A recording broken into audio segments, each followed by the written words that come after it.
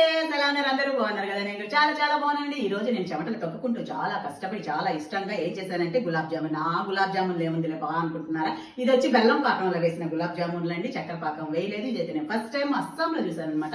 అస్సాంలో రసగుల్లలు కూడా బెల్లం పాకమి చక్కెర పాకమి రెండు ఉంటాయి. అలాగే గులాబ్ జామున్లు కూడా బెల్లం పాకమి ఇవి ఉంటాయి అనమాట. సరేనండి, ఇంతకుముందు 2-3 సార్లు అయితే బాగా చేస్తున్నాను. ఇప్పుడు ఏంటంటే మన హోలీకి మా చుట్టుపక్కల వాళ్ళందరూ బోలేడు తినుబండారాలు ఇచ్చేసారండి. వాళ్ళ పాత్రలన్నీ అలానే ఉండిపోయేసరి ఏమిద్దామని చెప్పి సరే చేసేసి ఇచ్చేసాను, పనిచేసాను కూడా అనమాట. ఇంకపోతే ఇవి మిగిలి ఉన్నాయి మాకు. ఇవి కూడా చాలా ఎక్కువే అనమాట. చూసారా, ఇవి మిగిలాయి అందరికి పంచడం.